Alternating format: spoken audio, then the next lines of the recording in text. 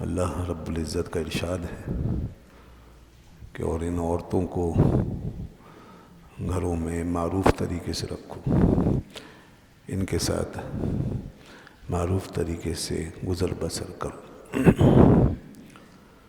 اور دوسری جگہ ارشاد فرمایا کہ ان کے لیے وہی حقوق ہیں جیسا کہ ان کے اوپر شوہر کے حقوق ہیں معروف کے مطابق۔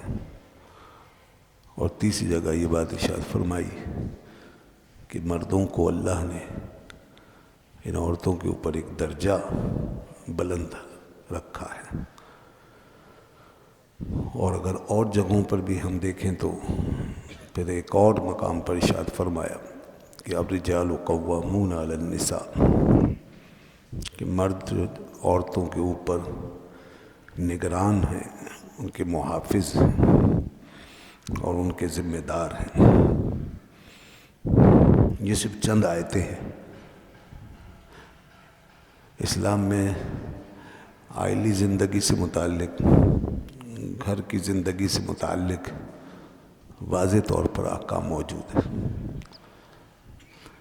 اور ان احکام کے اندر خاص طور پہ جو بڑی بنیادی بات ہے وہ یہ ہے کہ اللہ رب العزت نے مردوں اور عورتوں کے لیے جو پوزیشن ہونی چاہیے، جو ان کا اسٹیٹس ہے، جو مقام ہے، جو مرتبہ ہے، وہ بھی ڈیفائن کر دیا، واضح کر دیا ہے، اس کو متعین کر دیا، اور اس میں کوئی ابہام نہیں رکھا ہے۔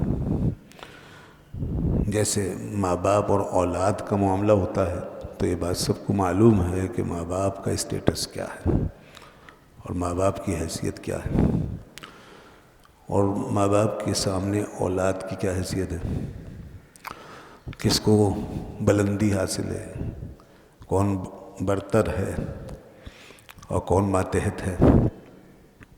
اسی طریقے سے مرد و عورت کے معاملے میں جہاں سے کہ گھر کا یونٹ شروع ہوتا ہے اور معاشرے کی پہلی اکائی کی بنیاد پڑتی ہے، جو عائلی نظام زندگی کی بنیاد بھی ہے اور معاشرے کے لیے بھی سب سے پہلا یونٹ اور پہلی اکائی بھی ہے، تو اس کے درمیان یعنی وہاں پر مرد و عورت کے درمیان جو ان کا باہمی معاملہ ہے اور ان کی جو پوزیشنیں ہیں اور اس میں جو نسبت ہے اس کو بھی واضح فرما دیا کہ ایک مرد کی کیا حیثیت ہے اور ایک عورت کی کیا حیثیت ہے۔ اب دیکھیے ان آیتوں میں اللہ نے یہ بات بھی بتا دی کہ مردوں کے لیے اللہ نے ایک درجہ بلندی رکھی، وَلِلرِّجَالِ عَلَيْهِنَّ درجہ، مردوں کو ایک تفوق حاصل ہے، مردوں کو برتری حاصل ہے۔ درجہ کا مطلب ہے برتری، اور ایک گناہ انہیں مرتبہ عورتوں کے اوپر دیا گیا۔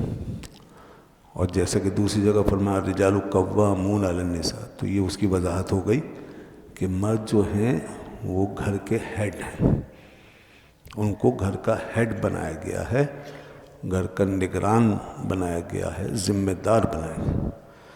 تو اس کا مطلب یہ ہے کہ مرد جو ہے وہ اس ذمہ داری کو ادا کرنے کے لیے پیدا ہوا ہے اور وہ نگرانی کرے گا، اور گھر کے دیگر افراد جو ہیں وہ اس کے اس پوزیشن کو ملحوظ رکھ کر چلیں گے۔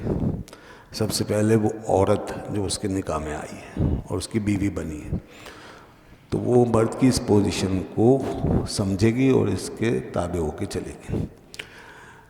ہاں البتہ اگر مرد اپنی اس پوزیشن میں اگر غلطی کرے گا یا کوئی زیادتی سے کام لے گا تو پھر اس کے مطابق اس کے ساتھ معاملہ ہوگا، اور عورت جو ہے وہ سب سے پہلے تو اس صبر کے دامن کو تھامے گی، اور اس کے بعد پھر جو بھی معاملات ہو جیسے کہ تفصیل ہے اس کی تو اس سے نمٹا جائے گا۔ اور اس میں قانونی مداخلت بھی ہو سکتی ہے، قانون بھی حرکت میں آ سکتا ہے، اور شریعت مطہرہ بھی مرد کو اس کی اس اتھارٹی کے ساتھ اجازت نہیں دیتی کہ وہ اس کو غلط طور پہ استعمال کرے، مس یوز کرے، تو اس کی اجازت نہیں۔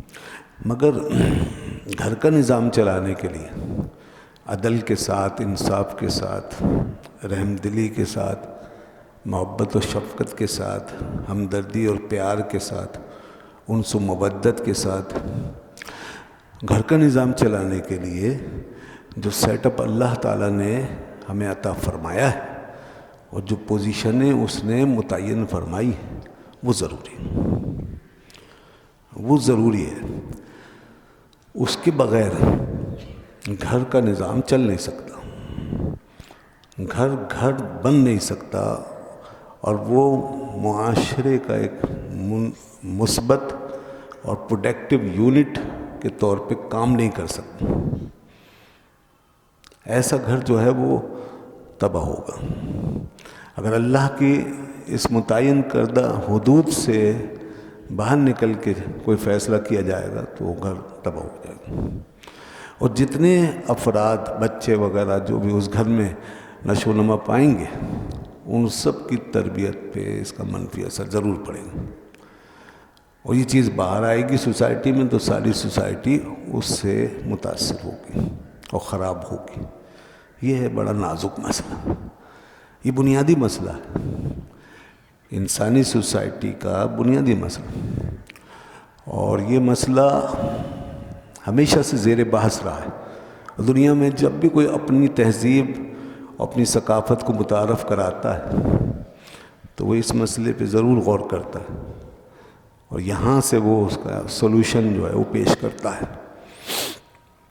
یونان کے لوگوں کا بھی اپنا ایک نظریہ تھا ہم سے پہلے، اور اسی طریقے سے قدیم عرب کی بھی ایک تہذیب تھی جاہلیت کی، ان کی بھی بہت ساری ایسی باتیں تھیں جو بہت خطرناک حد تک پہنچی ہوئی تھی گھر کے حوالے سے، میاں بیوی کے تعلق کے حوالے سے. خیر وہ ایک لمبی اسٹوری ہے. ایرانیوں کا اپنا کلچر تھا، مصریوں کا اپنا طریقہ تھا. اچھا وہ تو کوئی پرانی بات ہے، لیکن آج کے دور میں بھی دنیا کم از کم دو نظام اپنے سامنے دیکھتی ہیں.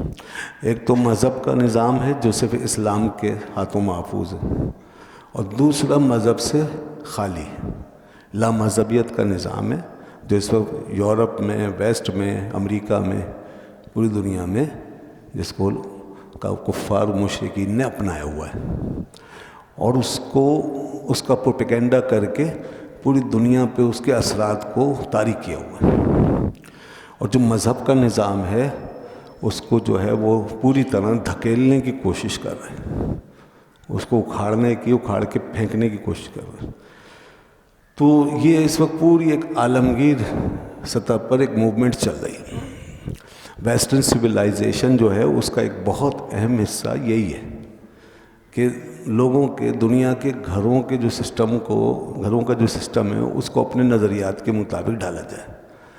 اب ظاہر ہے ان کے اپنے آداب، ان کا اپنے نظریات، مذہب سے آزاد ہو کے وہ جو انہوں نے سمجھا وہ اپنا لیا، اور اس میں ایک بہت بڑا شیطانی کھیل شامل ہو گیا. کیونکہ شیطان کا سب سے بڑا منصوبہ یہی تھا کہ مذہب کی لگامیں توڑوا کے انسان کو آزادی دلائے اور پھر ان کو غیر فطری راستے پہ چلائے.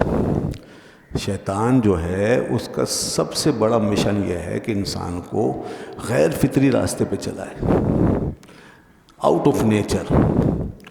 تو اب یہ قومیں جو ہیں اس وقت کی، یہ تقریباً اس وقت جس قسم کی تہذیب و تمیز کی حامی ہیں اور جس قسم کے معاشرے کو انہوں نے اپنے یہاں دبام بخشا ہے، وہ سر تسر غیر فطری اصولوں پہ کھڑا ہوا. اس میں مرد و عورت کے بارے میں جو کچھ انہوں نے سمجھا وہ غیر فطری، انسان کی آزادی کے بارے میں جو کچھ سمجھا وہ غیر فطری. اب مثال کے طور پر اس وقت براہ راست جو تحریک گھر کے نظام کے ساتھ انوالو ہے اور جو آئلی قوانین کو سب سے زیادہ متاثر کرتی ہے وہ ہے فیمنزم کی تحریک. اس وقت جو ہے فیمنزم کی تحریک یہ پورے عروج پر ہے. یہ مغربی تہذیب کا گویا ایک عنصر ہے، ایک پارٹ ہے، ایک حصہ ہے جس میں کہ یہ آئلی قوانین براہ راست متاثر ہوتے ہیں. کیوں؟ اس لیے کہ فیمنزم جو ہے وہ ایکسکلوسیولی عورت کے حوالے سے ایک موومنٹ کا نام ہے، اور مخصوص قسم کے نظریات اور مخصوص قسم کے خیالات کی ترویج و اشاعت کا ایک پروگرام عورت کے حوالے سے، فیمنزم۔ تو یہ اپنے چاہیے جو انہوں نے سمجھا کہ عورت کو کیسا ہونا چاہیے، عورت کو کتنی آزادی دینی چاہیے، گھر میں اس کے کیا حقوق ہونے چاہیے، یہ سب انہوں نے ڈیفائن کر لی اور پوری دنیا پہ مسلط کر دوں۔ ہمارے یہاں بھی ڈائریکٹ یا انڈائریکٹ، براہ راست یا بالواسطہ اس کے اثرات آ رہے ہیں۔ یہ بات ایک حقیقت ہے کہ دنیا میں کہیں بھی کوئی چیز شروع کی جاتی ہے تو اس کے اثرات پوری دنیا میں پھیلتے ہیں اور پھیلائے جاتے ہیں۔ تو لامحالہ اس کے اثرات آئے ہیں اور ہم دیکھ رہے ہیں کہ بہت تیزی سے ہمارے بچے اور بچیوں کے خیالات بدل رہے ہیں۔ بچیاں ہماری آج جس انداز سے سوچ رہی ہیں کل تک اس طرح نہیں سوچتی تھیں، اور آج جس طرح کے وہ مطالبے کر رہی ہیں اور ڈیمانڈز کر رہی ہیں کل ہمارے تصور میں بھی نہیں تھا۔ ابھی وہ نسل باقی ہے جو اس طرح کے واضح ڈائیورژن کو دیکھ رہی ہے۔ یہ جو سوسائٹی کا ڈائیورژن ہو رہا ہے تو یہ ہم اپنی آنکھوں سے دیکھ رہے ہیں۔ 20 سال پہلے، 30 سال پہلے، 40 سال پہلے کا ماحول اور اب یہ فیمنسٹوں کا ماحول۔ تو یہ دراصل ہمیں ذرا سا اس کا تجزیہ کرنا چاہیے اور گہرائی میں اتر کے جائزہ لینا چاہیے۔ ہمیں اتنا بھولا بھالا نہیں بننا چاہیے کہ بھائی معصوم بچے ہیں، چلو زمانہ بدل رہا ہے، دنیا بدل رہی ہے، آج کے حالات کا یہ تقاضا۔ یہ حالات کا تقاضا نہیں ہے، یہ دراصل حالات کو اپنی تہذیب کے مطابق ڈھال کر ہمیں اس کے آگے مجبور کیا جا رہا۔ یہ نظریات کا تقاضا ہے، کسی کے بنائے ہوئے نظریات کا یہ تقاضا ہے۔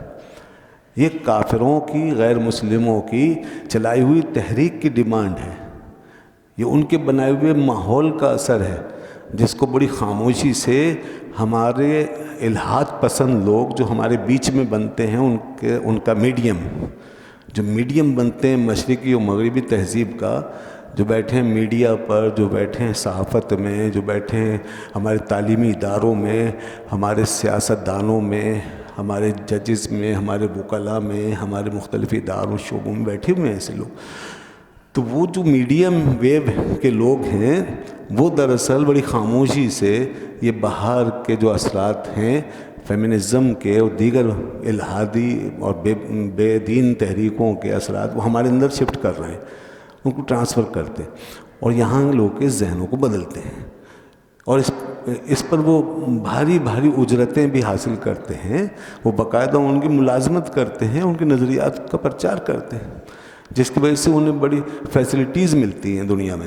تو اس کو ہم بڑی سادگی سے لیتے ہیں کہ یہ جی ہمارا اور ہمارے بچوں کا معاملہ نہیں۔ سوچنے والی بات ہے کہ ہمارا بچہ آج اتنا مختلف کیوں ہے ہماری اپنے ماضی سے اور ہمارے بڑوں کے ماضی سے، ان کے زمانے سے، ہماری روایات سے اتنا مختلف کیوں، ہمارے دین سے، ہمارے سماج سے یہ ہٹ کے کیوں چل رہا ہے، یہ کلچر اتنی جلدی کیوں بدل رہا ہے؟ تو دراصل اس کے پیچھے ایک بہت خطرناک تحریک کام کر رہی ہے۔ اگر ہم اس کو نہیں روکیں گے اور نہیں سمجھیں گے اور ہم قرآن کے بنائے ہوئے اصولوں اور رسول اللہ صلی اللہ علیہ وسلم کی دی ہوئی تعلیمات کو اپنے اوپر نافذ نہیں کریں گے تو یاد رکھیے کہ یہ جنگ ہے بہت بڑی، جس میں در پردہ ہمارا دشمن ہم پر غالب آ جائے گا اور ہمارا دین جو ہے وہ ہمارے ہاتھ سے نکل جائے گا۔ ہم دین اسلام کی، اپنے دین فطرت کی بہت ساری برکتوں سے آلریڈی محروم ہو چکے ہیں، تو اب جو ہمارا اس کے ساتھ ایک نظریاتی اور اعتقادی تعلق وابستگی ہے تو وہ بھی کہیں ایسا نہ ہو کہ ہمارے ہاتھوں سے نکل جائے اور ٹوٹ جائے، وہ رشتہ بھی کہیں منقطع نہ ہو جائے۔ یہ بہت بڑا لاسٹ ہوگا ہمارا، بہت بڑا ہم لاس کریں گے، بہت بڑا نقصان کریں گے، اور یہ ہم گویا فطرت سے غیر فطری دنیا میں داخل ہو جائیں گے، فطری دنیا سے غیر فطری دنیا میں چلے جائیں گے۔ اور یہ جو اس وقت کے ان تحریکوں کے نمائندے ہیں اور مغربی تہذیب کے جو اس وقت بڑے بڑے دلدادہ اور اس کے پروموٹرز ہیں، یہ مکمل حیوان ہو چکے ہیں۔ اس وقت غیر مسلم دنیا جو ہے حیوانیت کا سب سے بڑا مظاہرہ ہے جن کے اندر سے انسانیت بہت تیزی سے رخصت ہوتی جا رہی ہے ہر سطح پہ، اور اس کا نتیجہ یہ ہے کہ انہوں نے انسانوں کو انسانوں کی طرح سمجھنا یا ڈیل کرنا چھوڑ دیا ہے، اور اب وہ انسانوں کے ساتھ ہر قسم کا غیر انسانی اور میکینیکل جو رویہ یا ایٹیچیوڈ ہے وہ اختیار کرنے پر تل گئے ہیں۔ انسان کو وہ ایک مشین کی طرح سمجھتے اور اس کا کوئی اخلاقی نظام نہیں سمجھتے، اور دنیا کو وہ تباہیوں کے مختلف دہانوں پہ لے جا کے کھڑا کر رہے ہیں۔ تو یہ تباہی ہے، بربادی ہے، انسانیت کی تباہی ہے۔ اس کے پیچھے بہت ساری جسمانی، روحانی، اخلاقی، ہر قسم کی تباہی ہے۔ اس کے اندر کوئی سکون اور کوئی یکسوئی نہیں ہے، اس میں کوئی آگے انسان کے لیے کوئی منزل نہیں ہے۔ تو اب اللہ تعالیٰ نے جو خالق کائنات ہے، اللہ خالق انسانیت ہے، خالق کائنات ہے، الا یعلم من خلق وهو اللطیف الخبیر، وہ فرماتا ہے کہ وہ نہیں جانے گا جس نے پیدا کیا ہے، اس نے تو پیدا کیا ہے، اس سے زیادہ کون جان سکتا ہے کہ مرد کی فطرت کیا ہے، عورت کی فطرت کیا ہے، ان دونوں کو کس طرح کس دائرے میں رکھ کر کے ان کے نظام کو چلایا جا سکتا ہے، اللہ ہی جانتا ہے۔ اس نے دائرہ بنا دیا، اس نے فرمایا یہ دائرہ ہے تمہارا، کہ عورت کی حیثیت یہ ہوگی گھر میں وہ اس طریقے چلے کہ وہ مرد کو اپنے لیے قوام سمجھے۔ اللہ فرماتا ہے الرجال قوامون علی النساء، قوام سمجھے یعنی منتظم اس کو سمجھے، گھر کے ادارے کا سرپرست سمجھے۔ گھر ایک ادارہ ہے نا، اس کی کوئی تو سرپرستی کرے گا۔ اب مغرب کہتا ہے برابر ہوں گے، دونوں برابر ہوں گے، دونوں برابر کے مالک ہوں گے، برابر کے اختیارات استعمال کریں گے، برابر کا دونوں کے ساتھ ہر معاملہ برابر کا ہوگا، قطع نظر اس کے کہ مرد کون عورت کون، یہ فرق بالکل نہیں رہے گا۔ مطلب یہ ہے کہ اگر مرد آرڈر دے سکتا ہے عورت بھی دے گی، مرد طلاق دے سکتا ہے عورت بھی دے گی، جی ہاں، مرد جب آزادی سے نکل سکتا ہے، جا سکتا ہے، آ سکتا ہے کہیں بھی، عورت بھی آزادی سے نکلے، جائے، آئے، جو بھی کرے۔ مرد اگر اپنے دوستوں کے ساتھ ملتا ہے، باہر کی ملاقاتیں کرتا ہے، عورت بھی آزاد ہے کہ وہ بھی جس کو چاہے دوست بنائے۔ تو دیکھیے اس طرح کی برابری، یہاں تک کہ میراث میں مرد کو اگر اتنا حصہ ملتا ہے عورت کو بھی اتنا ہی ملے گا، جی ہاں، وغیرہ وغیرہ بہت ساری چیزیں۔ یہ ساری وہ باتیں ہیں جو اللہ کے بنائے ہوئے نظام کے مقابلے میں کھڑی کی گئی، اور اس کے پیچھے ایک پروپیگنڈا یہ کیا گیا جی اسلام نے تو دیکھیے عورت کو دبا دیا، مار دیا، کچل دیا، ڈیگریڈ کر دیا، ڈی ویلیو کر دیا، اس کو انسان ہی نہیں سمجھا۔ بھائی یہ کیسے ہو سکتا ہے؟ اللہ یہی تو فرماتا ہے کہ اللہ نہیں جانے گا۔ اگر گھر کا ادارہ اور نظام چلانے کے لیے مرد کو ایک سپرمیسی دی ہے، ایک قسم کا تفوق دیا ہے، تو اس سے عورت کو کا استحصال کیسے ہو گیا؟ تو پھر تو کل کو اولاد کہے گی جی یہ ماں باپ کو بھی اپنے اتنا بڑا بنا کے ہمارے سر پہ کھڑا کیا ہوا ہے، یہ اولاد کو کچل دیا آپ نے، اولاد کو مار دیا، کچل دیا، ڈیگریڈ کر دیا۔ ہم نہیں مانتے ماں باپ کو، سب برابر ہیں، اگر ہمارا باپ ڈانٹے گا تو ہم بھی ڈانٹیں گے، ماں ہمیں کچھ کہے گی تو ہم بھی کہیں گے، ترکی بترکی جواب دیں گے، جو وہ کریں گے وہ ہم کریں گے صاحب، اس لیے کہ سب کے حقوق برابر ہیں، سب انسان ہیں۔ تو دیکھنا پڑے گا سینئر کون ہے، جونیئر کون ہے، کس کی کیا حیثیت ہے، کس کو اللہ نے فطری طور پہ کیسا بنایا ہے، کس کا کیا مقام ہے، کیا پوزیشن ہے۔ ایک پیدا کرنے والے ہیں اور ایک پیدا ہونے والا ہے، ایک وہ ہیں جنہوں پالا ہے گود میں لے کے، جن کی عقل پوری ہو چکی، بڑے ہیں، سینئر ہیں، ماں باپ بن گئے، اور دوسرے ابھی اپنے عہد شباب سے گزر رہے ہیں، تربیت پا رہے ہیں، وغیرہ وغیرہ۔ ایسی ایک مرد ہے، ایک عورت ہے، دونوں کی صلاحیت ہے۔ مرد جو ہے وہ نکاح کا خرچ اٹھاتا ہے، اس کے ہاتھ میں سارا خرچہ اس کو یہ کہہ کے اس کے ذمہ داری دی گئی کہ تم ذمہ دار ہو بیوی کے نان نفقے کا، بچوں کے نان نفقے کا، سارا ذمہ داری مرد کے اوپر رکھی گئی، اور اسی طریقے سے تمام معاملات میں اس کی ذمہ داری ہے، باہر جا کے اسے حلال رزق کمانا ہے، وغیرہ وغیرہ۔ تو پھر فطری صلاحیتیں وہ الگ چیز ہے، یہ سب چیزیں دیکھی جاتی ہیں۔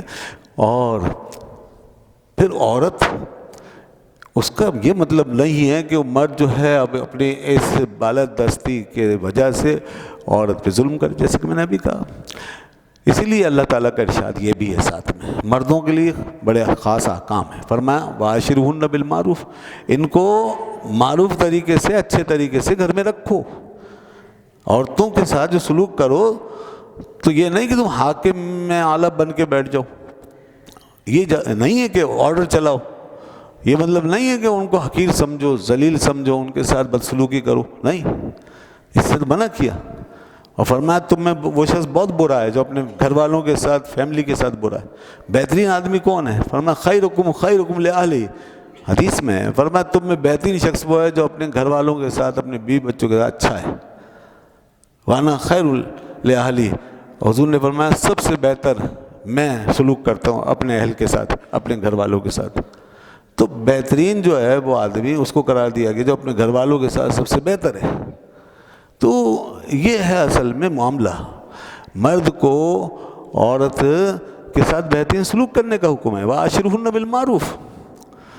اور اس طریقے سے لہن ولہن مثل الذی علیہن بالمعروف، عورت کے حقوق ہیں جو مرد کے اوپر عائد کیے گئے ہیں وہ ادا کرنے ہیں، اس کو لازماً دینے ہیں، ورنہ مواخذہ ہوگا۔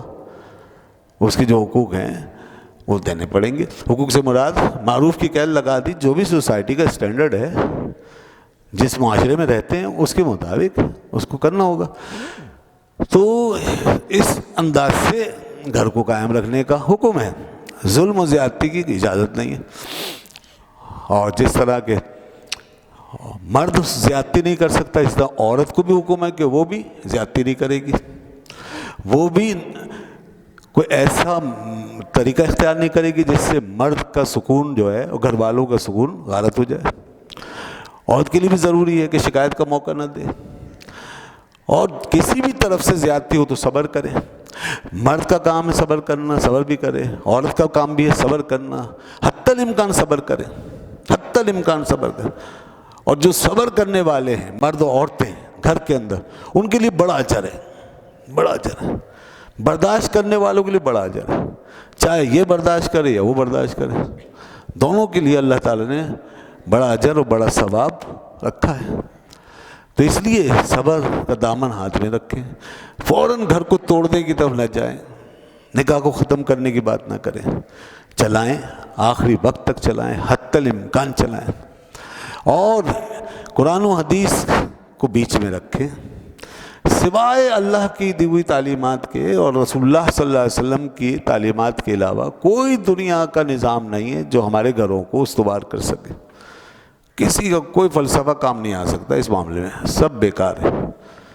نہ کسی کوئی ہدایت ہمارے لیے ہدایت ہے، نہ کسی کا کوئی نظام، نہ کوئی ہمارے لیے ماڈل ہے دنیا کا، چاہے مغرب کا ہو، مشرق کا ماڈل ہو۔ یہ باہر تو بہت اچھا نظر آتا ہے دنیا کا نظام، یعنی یہ سائنسی ترقی اور روڈوں پر بڑی بڑی گاڑیاں اور اونچی اونچی بلڈنگیں اور جہازوں کا رواں دبا ہونا، تجارت کا فروغ پانا اور لوگوں کا خوشحال نظر آنا اور ان کی آمدنیوں کا بڑھنا، ان کے لیے ظاہر دنیا میں جاپان کی مثال لے لیں، جاپان سے زیادہ امیر شخص کہاں ہوگا، جاپان سے زیادہ خوشحال آدمی کہاں ہوگا؟ اور پورے یورپ میں اس کی خوشحالیاں انسان دیکھتا ہے تو متاثر ہوتا ہے اور سمجھتے ہیں کہ شاید انہوں نے زندگی کی ساری کامیابیاں حاصل کر لیں، لیکن نہیں، یہ مادی سطح پر تو ان کی خوشحالیاں ہمیں نظر آ سکتی ہیں، مگر انسانی سطح پر، اخلاقی سطح پر جب ان کے ہم گھر میں داخل ہوں گے اور ان کا اندر سے گھر کے ماحول سے تجزیہ کریں گے تو وہاں پر ان کی خوشحالیاں نہیں ہیں، سب سے زیادہ بدحالیاں وہاں ملیں گی، آپ سب سے زیادہ بے چینیاں وہاں ملیں گی، سب سے زیادہ پریشانیاں ان کو اسی سطح پہ لاحق ہوتی ہیں جہاں کا دو آدمیوں کا، دو افراد کا انٹریکشن ہوتا ہے، جہاں سے معاشرہ بنتا ہے، شروع ہوتا ہے۔ گھر کی سطح پر بے چینی ہے، اندر کا ماحول جہنم کا سا ماحول ہے جس میں کہ نہ راتوں کا سکون نہ دن کا آرام، سب اپنے اپنے کام میں مگن، ایک دوسرے کے لیے کوئی راحت اور آرام و سکون کا ذریعہ نہیں، ایک دوسرے سے کوئی دلی وابستگی نہیں، قلبی تعلق نہیں، ایک دوسرے کے لیے کوئی وقت نہیں ہے، ٹائم نہیں، یہاں تک کہ انسان شادی کر کے بھی، باقاعدہ شادی کر کے بھی ایک دوسرے سے دور ہوتا چلا جاتا. قریب تو آنا دور کی بات ہے. شادی اس لیے ہوتی ہے تاکہ ہم قریب ہو کر کے گھر قائم کر سکیں, اپنے بچوں کے ساتھ, اپنی فیملی کے ساتھ ایسے جوائنٹ ہو کر چلیں, مل کے ایسے جوائنٹ ہو کے چلیں کہ جیسے قرآن نے 2 لفظ فرمائے اور سارا نقشہ کھینچ دیا, ہن لباس لکم وانتم لباس لہم, یہ تمہارا لباس ہے, تم ان کا لباس ہو. تو یہ یکجہتی جو ہے اسلام کہتا ہے, یہ یکجہتی قائم بڑھنی چاہیے, اس لیے شادی کی جاتی ہے. یکجہتی بڑھے, یکسوئی بڑھے, ذہنی ہم آہنگی بڑھے, اور دونوں کی سوچ ایک ہونے لگے, فکر ایک ہوں, ترجیحات ایک ہوں, پرائرٹی سب سمٹ کر ایک جگہ فوکس کریں, فیصلے ایک جیسے ہوں, رائے ایک جیسی ہو, مشورے ایک جیسے ہوں, اور اگر کبھی اختلاف بھی پڑے تو احسن طریقے سے اس سے نمٹنے کا نظام ہو, تحمل ہو, برداشت ہو, باہم محبت ہو, انس ہو, پیار ہو, جیسا کہ قرآن نے فرمایا لیسکن الیہا. یہ ہم نے گھر بنانے کا اصول اس لیے دیا ہے تاکہ مرد اس گھر سے اور یہ ایک دوسرے سے سکون پائیں, مرد کو سکون ہو, عورت کو سیفٹی حاصل ہو, پروٹیکشن حاصل ہو معاشرے کے اندر. عورت ایک کمزور ذات ہے, وہ خود سے فائٹ نہیں کر سکتی, وہ غیر محفوظ ہے, تو اس کو ایک قسم کا شیلٹر دینا ہے, اس کو حفاظت دینی ہے, مرد اس کا ذمہ دار ہے. تو یہ تو عورت کے عین اکرام اور اس کی تکریم ہے اور اس کی سیفٹی ہے اس میں, بنسبت ان معاشروں کے جہاں عورت کے اوپر کوئی شیلٹر نہیں. برابر تو کر دیا, لیکن اب وہ کسی مرد کی ایسی سپورٹ اور اس کے شیلٹر سے محروم ہو کر ایسے پھر رہی ہیں کہ جس کے بعد ان کے لیے کوئی آسودگی نہیں ہے. اور اب جو نئی وہ تبصرے ہو رہے ہیں, تجزیے ہو رہے ہیں, کالم لکھے جا رہے ہیں, رسالے چھپ رہے ہیں, اخباروں میں آ رہا ہے, اس کے مطابق تو بے شمار تجزیہ نگار وہاں پر یہ اس نتیجے میں پہنچ رہے ہیں کہ زیادہ تر عورتیں اپنی موجودہ آزادی سے بہت زیادہ پریشان ہو چکی ہیں, ڈسہارٹ ہو چکی ہیں, اور وہ چاہتی ہیں کہ اب یہ باہر کی تگ و تاز, بھاگ دوڑ اور یہ سب کمانے کھانے کی فکر اور باہر کی آؤٹ ڈور لائف, یہ اس سے ہمیں کوئی چھٹکارا دلا دے اور آزادی دلا دے تو ہم گھر میں چادر چار دیواری کے ساتھ سکون سے رہ سکیں. اور بہت سی خواتین سے مسلمانوں کی چادر چار دیواری کا نظام دیکھ کر متاثر ہو رہی ہیں, اور اب بہت سے لوگوں کے کلمہ پڑھنے کی وجہ یہی ہے کہ مسلمانوں کے گھروں کے اندر آخر یہ شیلٹر کیسا ہے, یہ پروٹیکشن کیسا ہے, یہ کیسے جوائنٹ ہو کے چلتے ہیں, یہ ایک دوسرے کے ساتھ کس طرح مکس ہو کر رہتے ہیں, یہ آپس میں شیئر کرتے ہیں, ٹائم نکالتے ہیں, ساتھ گھومتے ہیں, یہ کتنے اچھے لوگ ہیں جناب. تو یہ چیز کس نے دی ہے, ان کو کہاں سے ملی؟ یہ پورا اصل میں ہمارے پشت پر جو دینی نظام کھڑا ہے نا, اس کی برکتیں تو ہیں, وہ اس سے متاثر ہو رہے ہیں. مگر کتنے افسوس کی بات ہے کہ باہر تو یہ کچھ ہو رہا ہے, لیکن یہاں اسلامی دنیا کے اندر وہ لوگ اس قسم کے لوگوں کے ذریعے, اپنے جاسوسوں کے ذریعے سے, اپنے ایجنٹوں کے ذریعے سے, اپنے ہمنواؤں کے ذریعے سے, اپنے ملازموں کے ذریعے سے, ایسے لوگوں کے ذریعے جو نیم مسلمان نیم کافر قسم کے لوگ ہیں, وہ جناب ان کے اعلی کار بن کے ان کی فکر کو یہاں پر سرایت کرتے ہیں, اور یہاں ہمارے بچے اور بچیوں کو بہکاتے ہیں, آوارگی سکھاتے ہیں اور اسلام سے بغاوت کا راستہ دکھاتے ہیں. جہاں سے خود مغرب واپس آ رہا ہے, یہ ظالم ہمارے بچے بچیوں کو وہاں لے جانا چاہتے ہیں. یہ کہتے ہیں جی بچیاں آزادی حاصل کریں, کوئی جناب شوہر کی بات نہیں, کوئی شوہر نہیں ہے اوپر, کوئی باپ نہیں, کوئی بھائی نہیں, جی میری مرضی میری, وہ جو آوارگی کے نعرے لگاتی ہیں اور آ جاتی ہیں نکل کے پلے کارڈ لے کر اور بینر لے کر. یہ جو اس طرح کے لوگ, یہ ایک ایکٹیوسٹ لوگوں کا گروپ ہے جو پورے ملک میں پھیلا ہوا, یہ کام کر رہے ہیں. یہ چاہتے ہیں کہ یہ بچیوں کو اس طرح آوارگی سکھائیں. اس کا کچھ نہ کوئی اثر ضرور ہوتا ہے, پیچھے فنڈنگ ہوتی ہے, کئی پروگرام, کئی لوگ پیچھے بات کرتے رہتے ہیں کسی نہ کسی طور پہ, اور وہ بہت سی چیزیں دکھاتے بھی ہیں میڈیا پر. سوشل میڈیا کو پوری آزادی حاصل ہے, یہاں کوئی چیز بین ہی نہیں کی جاتی. وہ ٹک ٹاک پتہ نہیں وہ کیا آوارگی کا ایک سلسلہ, بےہودگی, بدتمیزی, بے حیائی کا سلسلہ شروع ہوا ہے, ابھی تک شاید اسے روکا نہیں جا سکا. بس یہاں عدالتیں ہیں بے بس, یا پتہ نہیں کس طرح کے ہمارے فیصلے ہوتے ہیں. کچھ فیصلے تو راتوں رات اس پہ عمل درآمد ہو جاتے ہیں, باقی فیصلے پڑے رہ جاتے ہیں. اس قوم کے حق میں, ملک کے حق میں جتنے ہی فیصلے ہوتے ہیں نا, وہ ہمیشہ اسی طرح وہ کیڑے کی چال کی طرح رینگتے ہیں، وہ رینگتے ہوئے چلتے ہیں، وہ پوری طرح نافذ ہوتے ہی نہیں، اور کبھی تو ایسے ہی صدخانے میں چلے جاتے ہیں۔ یہ ہمارا المیہ ہے۔ مطلب یہ ہے کہ قوم کو بچانے والے سلسلے اب تقریباً ہمارے ہاتھ سے نکلتے جا رہے ہیں۔ وہ ہاتھ ہی گویا کہ باندھے ہوئے توڑ دیے گئے جو قوم کو بچا سکیں، ہمارے دین کو بچا سکیں، ہماری نسلوں کو بچا سکیں۔ ہاں، جو تباہ کرنے والے ہاتھ ہیں انہیں پوری مضبوطی کے ساتھ اختیار دیا ہوا ہے، آپ جو چاہیں کریں، آپ کی ہر بات مانی جائے گی۔ یہ سلسلہ ہے۔ یہ جو ماحول باہر بدلتا جا رہا ہے ایک دم سے، آپ ذرا تعلیم گاہوں کا حال دیکھیں۔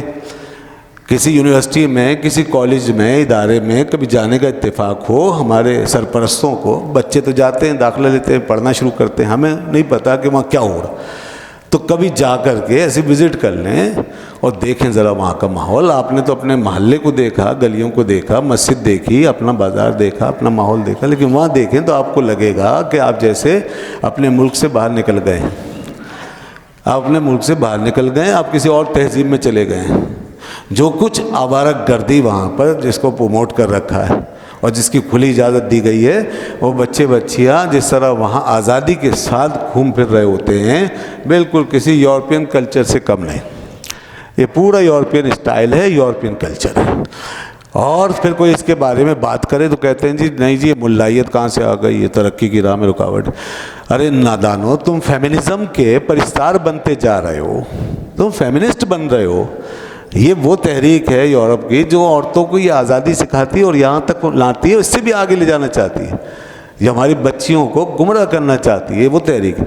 اس تحریک کے اور بڑے بڑے خطرناک مقاصد ہیں، ہم آہستہ آہستہ اس کا حصہ بنتے جا رہے ہیں۔ یہاں ہمارے گلی کوچوں میں، باہر، اب عام ہوٹلوں پر بھی خواتین کا اس طرح بیٹھ کر کے غیروں کے ساتھ یا اپنے فیملی ممبرز کے ساتھ کھلے عام بیٹھنا، بے پردہ گلیوں میں، عام ہوٹلوں میں، یہ سارا کلچر، یہ اسلام کا کلچر نہیں ہے۔ یہ اسلام کا کلچر نہیں ہے، یہ مغرب کا کلچر ہے، یہ فیمنزم کا کلچر ہے، یہ محمدازم کا کلچر نہیں ہے، یہ فیمنزم کا کلچر ہے۔ ایک طرف لا الہ الا اللہ محمد رسول اللہ پڑھتے ہیں تو اس کا مطلب کیا سمجھتے ہیں؟ کیا یہ کوئی بس روایتی کلمہ ہے یا لپ سروس ہے یا خالی اپنے بس فارمیلٹی پوری کر لی ہو گیا؟ محمد رسول اللہ کا مطلب کیا ہے؟ لا الہ الا اللہ کا مطلب تو یہ ہے کہ ہم اب عبادت سے خدا کی کریں گے، اور محمد رسول اللہ کا مطلب ہے کہ خدا کے ہر حکم کو محمد رسول اللہ کے ذریعے سے مانیں گے، جو کچھ وہ فرما دیں گے اس پہ ہم سر تسلیم خم کر دیں۔ محمد رسول اللہ کا مطلب یہ ہے کہ ہم ان کو اپنا حاکم، اپنا سربراہ، اپنا رہبر، اپنا رہنما، اپنا مرشد، اپنا گائیڈ سب کچھ مانیں گے۔ وہ ہمارے لیے سب کچھ ہے، وہ ہماری عبادات کے نظام کو بھی بتانے والے ہیں ہمیں، اور ہمیں سوشیالوجی بھی سکھانے والے، ہمیں ہماری حیثیتیں بھی بتانے والے کہ کس کی کیا حیثیت ہے، کون مرد کا کیا کردار، عورت کا کیا کردار۔ تو ان سے زیادہ محمد رسول اللہ صلی اللہ علیہ وسلم سے زیادہ کون مہربان ہو سکتا ہے انسانیت پر؟ اتنی بڑی بات ان کے رب نے ان سے کہلوا دی، اے محبوب یہ بھی ان کو کہہ دو، حبب الیہ من دنیاکم، مجھے تمہاری دنیا سے ثلاثن، حبب الیہ من دنیاکم ثلاثن، فرمایا مجھے تمہاری دنیا سے 3 چیزیں محبوب بنا دی گئی، 3 چیزیں مجھے میری محبت کے خمیر میں ڈال دی گئی ہیں تمہاری دنیا سے۔ الطیب، پہلی چیز ہے خوشبو، والنساء، دوسری چیز ہے عورت، وقرۃ عینی فی الصلاۃ، اور تیسری چیز فرمایا کہ نماز میں میری آنکھوں کی ٹھنڈک ہے۔ 3 باتیں ہیں یہ۔ اب دیکھیے اس میں عورت کا مقام، اللہ اکبر، کہ آپ نے یہ بات جو فرمائی ہے تو اس سے عورت کے اسٹیٹس کو ہائی کیا ہے، بلند کیا ہے، عورت کا مقام بتایا گیا ہے کہ عورت ذات اس لیے نہیں کہ اس کو کچل دیا جائے، اس کو ڈیگریڈ کیا جائے، اس کی توہین کی جائے، اسے برائی کی جڑ سمجھا جائے، جیسے کہ ہندو مذہب میں سمجھا جاتا ہے عورت کو منحوس سمجھا جاتا ہے، عیسائی مذہب میں عورت کو برائی کی جڑ سمجھا جاتا ہے، اور دنیا کے سارے مذاہب میں۔ اور اب جو جدید تہذیب، اس کا میں ابھی شروع سے لے کے بتا رہا ہوں کہ وہ اس کا کیا انداز ہے۔ بظاہر آزادی ہے، بظاہر تو اس میں عورت کی عزت کا، حرمت کا نعرہ لگا، لیکن حقیقت میں عورت کے ساتھ بہت بڑی زیادتی ہو رہی ہے اور اس کو بگاڑا جا رہا ہے اور معاشرے کو تباہ کیا جا رہا ہے۔ تو یہ ساری دنیا کا تو نظام اس طرح عورت کے ساتھ پیش آ رہا ہے۔ اب سوائے دین اسلام کے کوئی اور چیز ہمیں نظر نہیں آتی کہ جہاں عورت کو بالکل صحیح اسٹیٹس دیا گیا. اللہ کے رسول نے فرمایا مجھے یہ بات میرے دل میں ڈالی گئی. حبیبا، فرمایا حبیبا، یہ لفظ جو ہے نا عربی کا لفظ ہے اور یہ مجہول کا صیغہ اور متعدی ہے کہ ڈالی گئی ہے. یعنی یہ نہیں فرمایا کہ میں ایسا کر رہا ہوں اپنی طرف سے، مجھے تو ڈالی گئی ہے. اور ڈالنے والا کون ہے؟ اللہ رب العالمین، خالق کائنات ہے، جس نے مردوں عورتوں سب کو پیدا کیا. اس نے میرے دل میں ڈالی ہیں 3 چیزیں کہ خوشبو یہ مجھے محبوب ہے، اور عورت کی ذات مجھے محبوب ہے، اور نماز میں میری آنکھوں کی ٹھنڈک ہے. لیکن عورت کی ذات سے مراد عورت کی ذات ہے نا، ذات عورت ہے نا.